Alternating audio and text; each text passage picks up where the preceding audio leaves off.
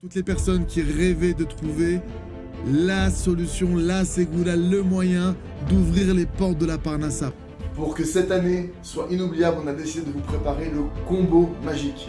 D'un côté, vous allez pouvoir avoir, en association avec le Rav Shalom Aroush, un contrat avec Sachar Ezevouloun en bonne et due forme, avec les engagements du Rav dessus qui prie pour vous tous les jours. Vous allez avoir le cadeau du Talit, le Zrat Hashem, vous allez avoir aussi la clé de la Parnassa. Et en plus de ça, on vous rajoute cette année un ticket d'entrée au Mahamad à Parnassa. Vous allez pouvoir participer à cette fameuse soirée pour l'ouverture des portes de la Parnassa. Et vous aurez aussi un cadeau très particulier lors de cette soirée. J'en dis pas plus, vous le verrez sur place. Vous signerez votre contrat sur place, votre Hachem. C'est une opportunité qui est unique. C'est la première fois qu'on fait ça. Les places sont extrêmement limitées. Ça va se passer, Bezrat Hashem, sur une péniche. Le Rav Shalom Aroush organise une soirée qu'on appelle Mahamad à Parnassa, où c'est l'ouverture des portes du ciel. Mais ça, c'est il y a bon la Mahamad à Parnassa. En Israël, ça fait plusieurs années que le Rav organise cet événement, et les gens, le Rav nous dit, reviennent. נפתח להם,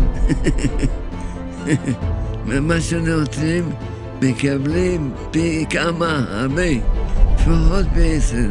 Vous ouvrez grand vos oreilles, et chacun qui investit, qui participe, il reçoit beaucoup plus que son investissement. Le Rav dit au minimum reçoit x20. Il va y avoir des tfilotes extraordinaires, à la Shirat Hayam. Mais le deuxième, c'est une soirée qui est extraordinaire, les places sont extrêmement limitées. Et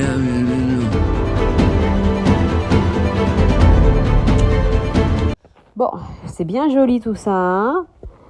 C'est très bien mis en scène, ça nous promet monts et merveilles.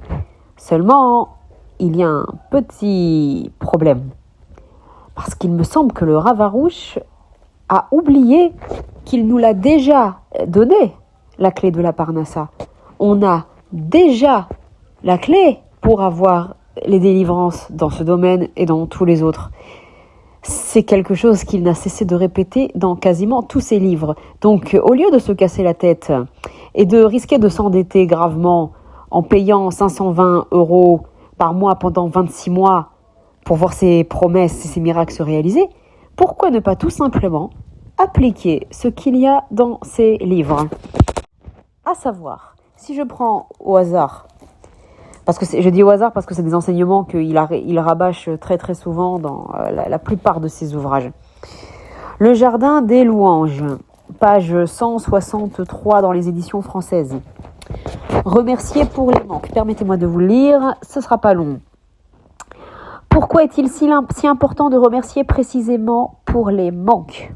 Parce que remercier pour les bienfaits, les bontés et à plus forte raison pour les miracles et les délivrances, et l'évidence même, mais la forme profonde du remerciement, nécessitant un renforcement particulier, consiste à remercier pour ce qui n'apparaît pas bénéfique, car la foi exige de rendre grâce pour chaque empêchement, chaque contrariété et chaque manque.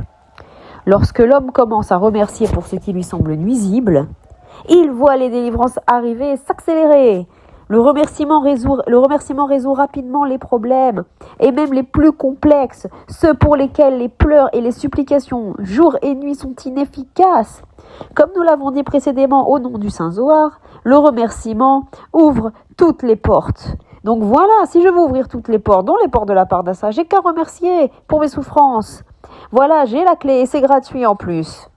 Par exemple, il arrive que les prières et les supplications ne changent en rien la situation économique de l'homme. Donc là, on parle vraiment, l'homme et son mazal bloqué. Il prie, il supplie, rien ne bouge. La suite. Mais s'il remercie Hachem pour sa privation de subsistance, il verra rapidement un changement positif. Ainsi, même s'il prie depuis déjà longtemps pour cela, un célibataire ne voit toujours pas un résultat à ses prières pour trouver une conjointe. Mais si au lieu de pleurer, il mérite de remercier Hachem pour le retard de son union, il verra de grandes délivrances. Un malade doit consacrer une demi-heure par jour à remercier pour sa maladie, à la suite de quoi il verra des miracles et des prodiges, etc. Pour tout empêchement, ennui et dérangement, le remerciement est la solution, même pour les blocages majeurs. Donc voilà. Donc en conclusion, pour ceux qui rêvent de trouver la solution, la ségoula, le moyen d'ouvrir les portes de la Parnassa, il suffit de faire une seule chose. Remercier le Créateur du monde pour vos difficultés financières.